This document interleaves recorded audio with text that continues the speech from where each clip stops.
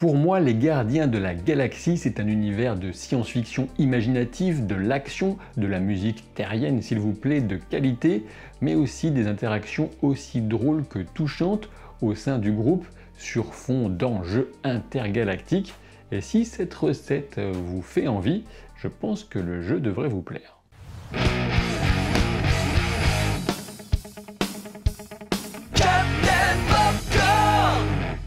Bienvenue à toutes et à tous donc pour parler des Gardiens de la Galaxie et tout particulièrement du jeu vidéo qui sort ce 26 octobre, distribué par Square Enix et développé par Eidos Montréal, à qui on doit entre autres la saga Deus Ex. Les Gardiens de la Galaxie, c'est un jeu action-aventure disponible sur les consoles d'ancienne et de nouvelle génération, mais aussi sur PC. Vous avez les détails dans la description de la vidéo et même un lien si le jeu vous intéresse. Bien évidemment, j'ai eu accès au jeu pour pouvoir vous en parler. J'y ai joué sur la version PC avec une machine bien puissante. Dès la scène d'introduction, le jeu nous propose un flashback touchant, immersif, dans la chambre de jeune adolescent de Peter Quill. Il est fan de musique et notamment du groupe Star-Lord, mais pas que, puisque vous pourrez retrouver des petits clins d'œil sur les armoires de sa chambre, des clins d'œil qui m'ont fait chaud au cœur en tant qu'enfant des années 80, avec par exemple le plus célèbre des jeux de rôle qui a été rebaptisé pour l'occasion Cave et Créatures.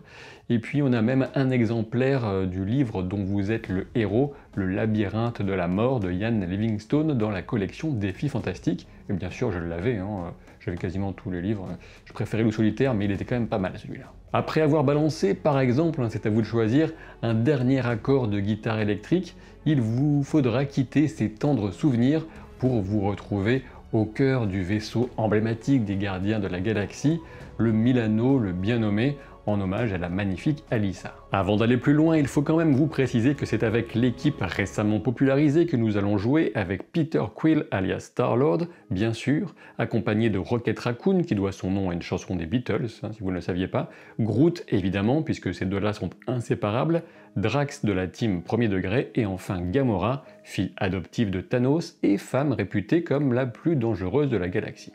Il est intéressant de savoir que cette équipe a été réunie dans un comics au titre Les Gardiens de la Galaxie en 2008, mais ils étaient loin d'être les premiers à le porter et c'est justement en retrouvant l'un des membres fondateurs des premiers Gardiens de la Galaxie qu'ils ont décidé de reprendre ce nom à leur compte, mais j'y reviendrai un petit peu plus loin dans la vidéo. En termes de gameplay, on est sur un jeu totalement solo, sans mode multi à l'horizon, ni DLC payant prévu. De prime abord, on pourrait penser qu'il est dommage de ne jouer que Peter Quill, mais attendez un moment, je vous explique la logique. Le jeu est donc pensé comme une expérience narrative pour un joueur, mais les développeurs de Eidos Montréal ont bien pensé leur truc, ils ont fait exprès de vous mettre dans la peau de Star-Lord, de Peter Quill, pour que vous puissiez pleinement profiter de l'ambiance et des humeurs des autres membres de l'équipe. Tout comme dans Mass Effect par exemple, où vous ne contrôliez que Shepard, ici les autres membres du groupe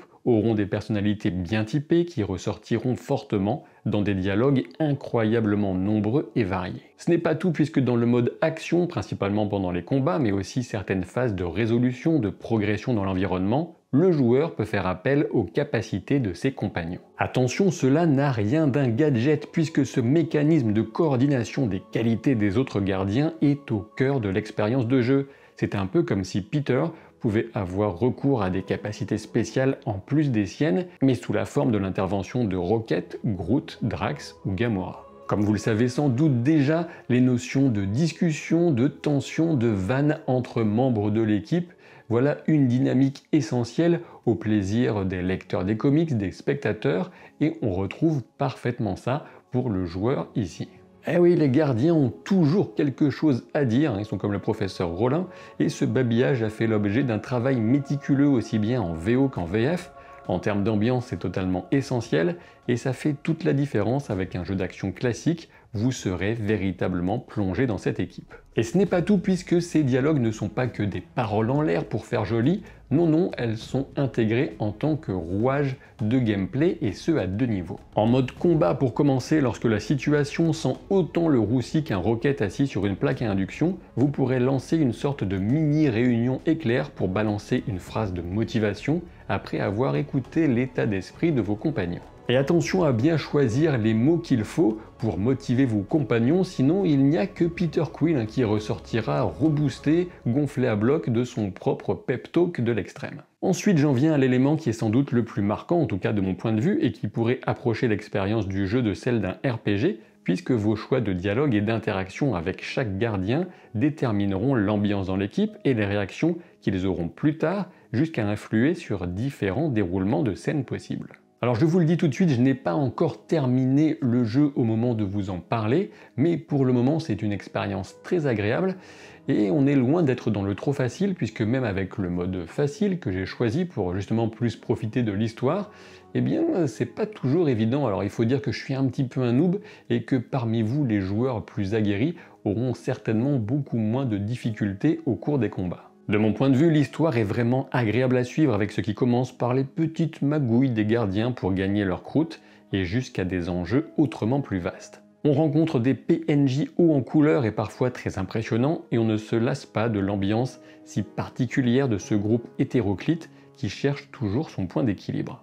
Et oui, on sait bien qu'avec la difficulté à exprimer ses sentiments, la communication passe essentiellement par les vannes, mais attention à ce qu'elle n'aille pas trop loin et sachez qu'un Rocket ne retombe pas automatiquement sur ses pattes. Pour être un peu plus précis sur les capacités spéciales des gardiens en combat, sachez que Groot sera efficace pour du contrôle des foules, du crowd control, Rocket pour des attaques explosives à air d'effet, Gamora pour du dommage élevé sur cible unique, et Drax pour occuper ou même renverser une cible gênante. Quant à Peter Quill, Star-Lord en personne, il a plus d'une corde à ses pistolets, si j'ose dire, et notamment au fil de sa progression, de votre progression, il va débloquer des tirs élémentaires, à commencer par des blocs de glace qui paralyseront vos adversaires pour quelque temps, et ça c'est bien pratique. Et à mieux y penser, je me suis demandé si ces blocs de glace n'étaient pas un clin d'œil aux comics, puisque c'est justement dans un bloc de glace qui flotte dans l'espace que les Gardiens de la Galaxie, ceux de cette version de 2008, vont retrouver un des membres originels des premiers Gardiens de la Galaxie, le Major Vance Astro. En effet, le Major Astro est l'un des membres de l'équipe initiale des Gardiens de la Galaxie dans l'univers de la Terre 691, seul terrien envoyé en hypersommeil pour un voyage de 1000 ans vers Centauri 4, il finira par s'allier à Charlie 27, un colosse adapté à la gravité de Jupiter, à Martinex Tenaga, scientifique de Jupiter au rayon réfrigérant, et enfin Yondu Udonta de Centauri 4, capable de guider ses flèches de son sifflement. Et oui, ça peut peut-être vous étonner pour Yondu, mais je parle bien de ses flèches au pluriel, puisqu'initialement dans les comics, il a notamment un arc et un carquois remplis de flèches bien sûr, il peut les guider en sifflant, mais il en a donc plusieurs. Et bien sûr, vous aurez sans doute déjà repéré qu'il s'agit d'une mise en abîme de clin d'œil, si j'ose dire, puisque ce fameux bloc de glace dans l'espace, c'est déjà un clin d'œil en lui-même dans les comics à Steve Rogers, bien sûr, un Captain America, un autre grand héros retrouvé dans la glace. Et c'est vrai qu'on pourrait en dire beaucoup plus sur cette équipe originelle des Gardiens de la Galaxie qui s'est étoffée de quelques membres au fil du temps et de la guerre notamment contre les Badoons, ces extraterrestres belliqueux qui avaient asservi la Terre et bien d'autres planètes. Mais justement pour en revenir au jeu, à son histoire, à ses dialogues, sachez que les références Marvel y abondent. Comme dans des comics que vous reconnaîtrez peut-être, l'histoire se déroule plusieurs années après un vaste conflit intergalactique. On apprend que Thanos a été vaincu, notamment par Drax, et que la confiance a du mal à s'établir entre lui et Gamora, qu'il perçoit initialement comme une traîtresse en puissance. Vous renouvellerez connaissance avec de charmants Nova Corps, avec qui Peter a déjà eu, disons, une sorte de passif. Vous entendrez parler du Half-World dont Rocket est originaire, et des terribles expériences dont il est issu tout en étant leur victime.